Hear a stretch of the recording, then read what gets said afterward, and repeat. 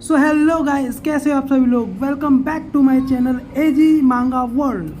तो यार आपको मैं पहले ही बता दूं कि मेरा पिछला वाला चैनल यूट्यूब की ओर से डिलीट कर दिया गया है। तो आगे मैं इसी चैनल पर डीमन एम्पर एंड बाकी सब सीरीज की नई नई एपिसोड्स लाता रहूंगा।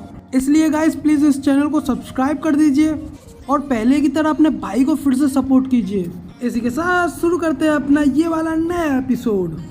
तो एपिसोड के स्टार्टिंग में हमें जेजियांग नॉर्मल यूनिवर्सिटी का सीन दिखाया जाता है और साथ ही वहाँ पर बीबी अपने बैकपैक करके आई होती है। साथ ही वहाँ पर लूमी उसको कार से पिक करने के लिए आई होती है। उसके बाद लूमी कहती है कि बीबी क्या तुमने सही में डिसाइड कर लिया है।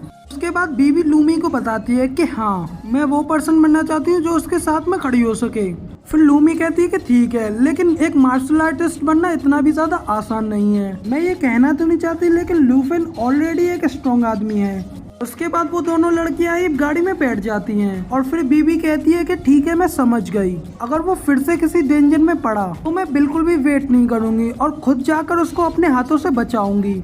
जिसके बाद सीन चेंज होता है और हमें उसके next day eagle country airport का सीन दिखाया जाता है, जहाँ पे लूफेंग और उसकी पूरी टीम आई होती है।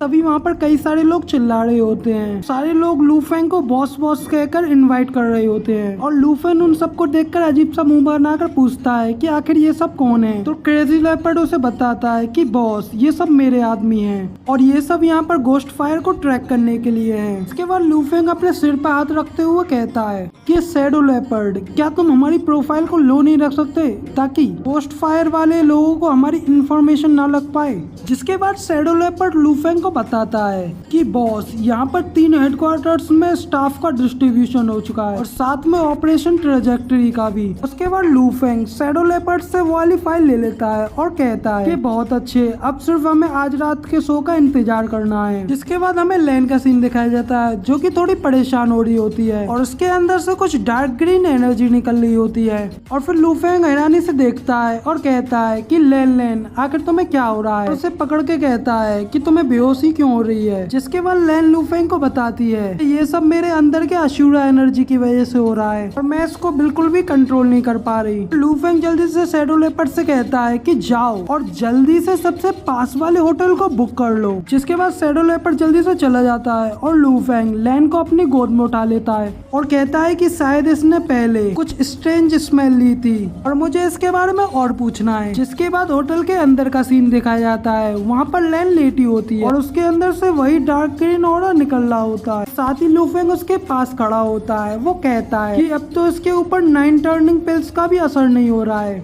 और आखिर अब मैं इसके लिए क्या करूं। मैंने एक बार मैजिस्ट्रेट से सुना था कि अर्सी ने 1000 हैंड अशूरा की लेगेसी को कल्टीवेट किया था। इसका मतलब अगर ये एक्सरसाइज से बढ़ता है तो शायद हम इसको इंटरनल फोर्स से कंट्रोल कर सकते हैं। और उसके बाद लैन को और भी ज्यादा ठंड लगने लगती है। फिर वो लूफेंग के करीब जाकर चिपक जाती है और लूफेंग कहता है कि लैन तुम परेशान मत हो, मैं तुम्हारे साथ हूँ। लैन जैसे ही लूफेंग के करीब जाती है तो लूफेंग के एनर्जी की वजह से लैन के अंदर से स्नेक जैसी एनर्जी बाहर निकलने लगती है। और फिर लूफेंग कहता है कि ग्रेट, ये तो अशूरा QI है। इसका मतलब मैं अपनी इंटरनल फोर्स से इसके अंदर की अशूरा QI को बाहर निकाल सकता हूँ। उसके बाद लूफेन अपनी और भी ज्यादा एनर्जी को लैन के अंदर ट्रांसफर करने लगता है। बट लूफेन की इंटरनल फोर्स की पावर इतनी ज्यादा होती है कि लैन के आधे कपड़े भी फट जाते हैं और तभी लूफेन उन्हें देखकर बहुत ज्यादा शर्माने लगता है और जल्दी से लैन के करीब से हट जाता है और लैन लूफेन के ऊपर रास्कल कहते हुए चिल्लाने लगती है। लूफेन कहता है कि नहीं, मैं तो बस तुम्हारी हेल्प करने की कोशिश कर रहा हूँ अशूरा QI को बाहर निकालने में। इतना कहकर के लूफेंग दूसरी ओर मुड़ जाता है। फिर साथी लैंग कहती है तो अच्छा,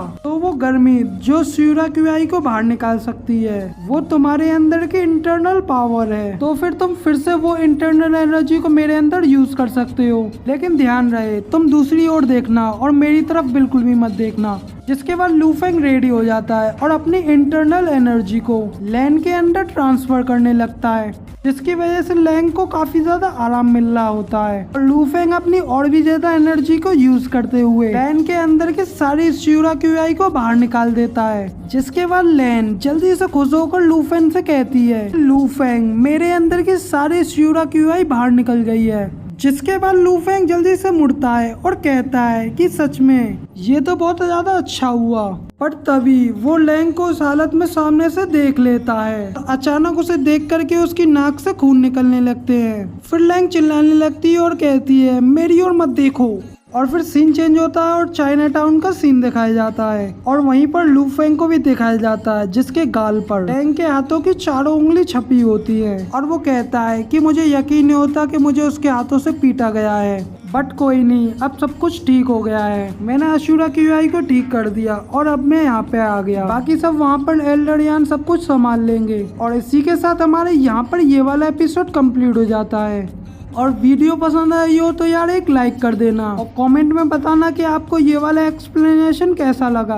साथ ही आगे की वीडियोस देखने के लिए प्लीज चैनल को सब्सक्राइब जरूर कर देना ताकि हमारी आगे की सारी वीडियोस आप तक आराम से पहुंचती रहे और बेल आइकन को बजाना मत भूलना।